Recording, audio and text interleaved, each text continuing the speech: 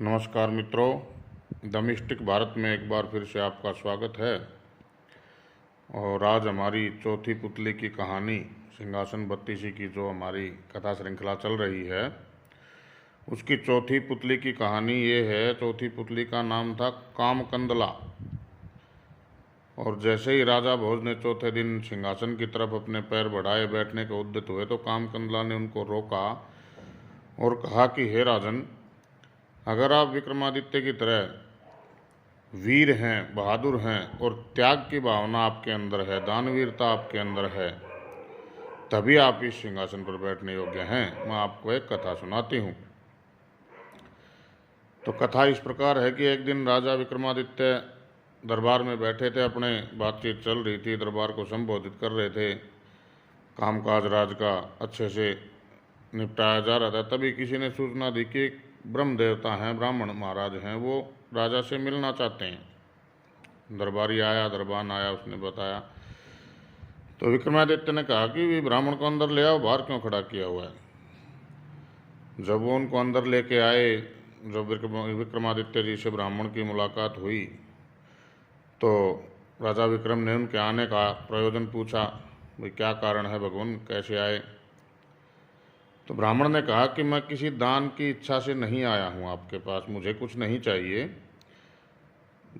बल्कि मैं आपको कुछ असंभव एक प्रक्रिया घट रही है आपके राज्य में, उसके बारे में बताने आया हूँ। बोला जी बताओ।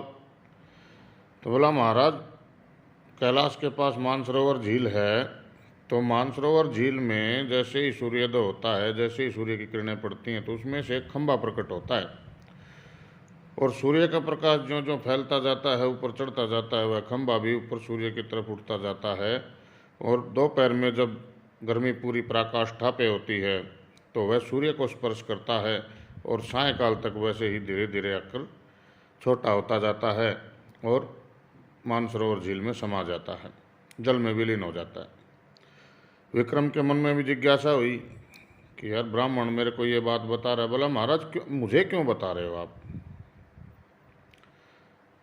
तब ब्राह्मण देवता ने कहा, जी मैं तो एक दूत के रूप में आपके पास आया हूँ, मुझे इंद्र भगवान ने दूत बनाकर भेजा है आपके पास, और इंद्र भगवान के आत्मविश्वास और स्वाभिमान की बात है, उसकी रक्षा आप ही कर सकते हैं। उन्होंने कहा, जी कैसे। बोला जी सूर्य देवता का ये कहना है कि पृथ्वी का कोई भी मनुष्य, कोई भी जीव मुझे स्पर्श नहीं कर सकता, मेरे समीप नहीं आ सकता। पृथ्वी पर सिर्फ एक महासागर ही ऐसा है जो मेरी गर्मी को सहन कर सकता है, बाकी कोई नहीं कर सकता। तो चलो भाई ये क्या बात हुई। अब देवराज इंद्र ने क्या कहा कि नहीं सूर्य महाराज, ऐसा नहीं है, एक व्यक्ति है पृथ्वी पर जो आपके समीप आ भी सकता है और वापस भी जा सकता है, उसे यह वरदान है। और महाराज विक्रम, वह व्यक्ति आप ही हैं। और महाराज इंद्र का कहना है, उनका निवेदन है कि आप उस खंभे की सवारी करें और सूर्य तक जाकर वापस आएं। अब विक्रमादित्य को सारी बात समझ आ गई। उन्होंने सोचा कि यार मरना तो है ही, प्राणोत्सर्ग भी हो जाएगा तो भी कोई नहीं, भगवान सूर्य के समीप जाने का मौका तो मिलेगा, चलो पास में जाकर नमस्कार करेंगे, वहीं अपने प्राण सूर्य महाराज के नाम कर देंगे। अब इंद्र महाराज हैं, उनके मित्र भी हैं, तो उनकी बात भी नहीं टाल सकते। उन्होंने ब्रह्म देवता को, ब्राह्मण को बहुत समुचित दान दक्षिणा देकर विदा कर दिया खुश करके, और बोले भी चलो ठीक है महाराज, मैं देखूंगा जाके क्या है क्या नहीं है, ज़रूर जाऊंगा। इस बात की भी खुशी थी कि भाई देवता भी अपने योग्य उन्हें समझते हैं कि भाई हमारा कोई काम अटक गया तो विक्रम करेगा। दूसरे दिन सुबह होते ही ब्रह्म मुहूर्त में विक्रम उठे और अपने राज्य का त्याग करके हिमालय की तरफ चल दिए। एक जगह जंगल में जहाँ एकांत मिला तो माँ काली ने जो उनको 2 बेताल दिए थे, उन बेतालों का स्मरण किया। दोनों बेताल तत्क्षण वहीं पर प्रकट हो गए, उपस्थित हो गए। विक्रमादित्य ने उनको बताया कि भाई ऐसे ऐसे बात है, मेरे सामने ये बात आई है, क्या ये सच है। बोला जी सब सच है, हमें सब पता है, चलो बताओ हुक्म करो क्या करना है। बोला भाई मेरे को तो आप मानसरोवर पहुँचाओ। अब बेतालों ने तुरंत 2 घड़ी में उनको मानसरोवर पे जाके उतार दिया आकाश मार्ग से। सायंकाल हो गया, अब तीनों ने वहीं कहीं रात काटी जैसे तैसे। और भोर होते ही, सुबह होते ही, सूर्य की पहली किरणें जैसे ही आसमान में छाईं, उन्होंने अपनी निगाहें मानसरोवर में गड़ा दी कि भाई कहाँ से वो खंभा निकलता है, देखते हैं। और जैसे ही सूर्य की किरणों ने मानसरोवर के जल को स्पर्श किया तो एक खंभा अंदर से प्रकट हुआ, पानी में हलचल हुई और वो धीरे धीरे ऊपर बढ़ने लग गया। विक्रमादित्य तैयार बैठे थे और तुरंत छलांग लगा दी, मानसरोवर में तैरते हुए खंभे के पास पहुंचे और उस खंभे के ऊपर चढ़ के बैठ गए।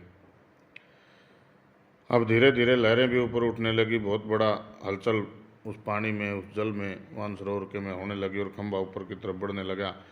जैसे जैसे सूर्य की तरफ वह खंभा बढ़ता जा रहा था, त्यों तो सूर्य की गर्मी बढ़ी, असह्य होती गई और आखिरकार महाराज विक्रम के प्राण पखेरु उड़ गए। उनका सिर्फ जला हुए उनके कुछ अवशेष ही उस खंभे के ऊपर बच गए।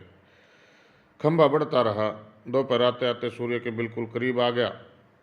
तब तक तो विक्रम राख हो चुके थे। सूर्य भगवान ने देखा कि यार खंभे पर कुछ पड़ा है। ध्यान से देखा तो वह एक मानव के जले हुए अवशेष थे। तब उन्हें समझ आ गया कि भैया सच्ची बात है, ये विक्रम के अलावा कोई नहीं हो सकता, क्योंकि इतनी हिम्मत कोई नहीं कर सकता, इतना साहसी कोई नहीं है जिसको सामने मृत्यु दिखाई दे और फिर भी अपनी मित्रता के लिए वह उस कार्य के लिए मना ना करे। बहुत ही साहस की बात। और उन्होंने देवराज इंद्र के दावे को भी बिल्कुल सच पाया कि भाई मित्रों के मित्र हैं राजा विक्रम।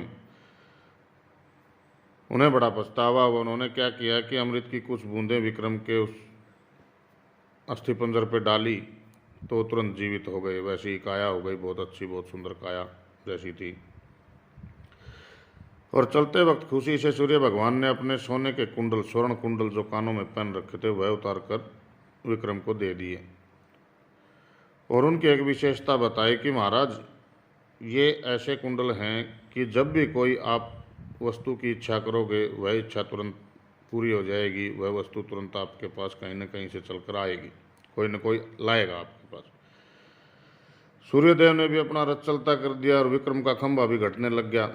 ऐसे करते करते शाम तक वो नीचे आ गया और विक्रम पानी में कूद पड़े। दोनों बेतालों को बड़ी प्रसन्नता हुई तो बोले महाराज हमारे लिए अब क्या हुक्म है? बोला भाई हुक्म यही है, जहाँ से लाए थे वहीं ले चलो। वहाँ ले गए। जंगल से धीरे धीरे चलते चलते महाराज सुबह हो गई। अपने राज्य में जैसे ही घुसे तो सामने एक याचक खड़ा था, एक ब्राह्मण खड़ा था। तो उसको वो कुंडल बड़े सुंदर लगे। महाराज से बोला महाराज ये कुंडल दे दो मेरे को। विक्रमादित्य ने बेहिचक उठा के दोनों कुंडल उनको दे दिए। एक बार भी ये नहीं सोचा कि यार कितनी अनमोल चीज़ है, जो मांगोगे वो मिलेगा और उस चीज़ को भी तू दे रहा है। नहीं, ये उनकी दानवीरता, दानशीलता की भी पराकाष्ठा थी कि ऐसी अप्राप्य अलभ्य वस्तु को भी उन्होंने ब्राह्मण को बिना किसी हिचक के दान दे दिया। और इस किसी कार्य का, देने का या लेने का, लेने की उनको कोई खुशी नहीं हुई और देने का उनको कोई मलाल नहीं हुआ। तो पुतली कहती है कि हे राजा भोज, अगर ऐसी दानशीलता और ऐसी साहसिकता आपके अंदर है तो ही आप इस सिंहासन पर बैठें, तभी आप इस सिंहासन पर बैठने के अधिकारी होंगे। महाराज भोज गर्दन नीची करके वापस आ गए। बोले भाई चलो कोई बात नहीं, कल प्रयास करते हैं। तो ये थी चौथी पुतली की कहानी। अगली कहानी के साथ फिर मिलते हैं, तब तक के लिए नमस्कार, प्रणाम।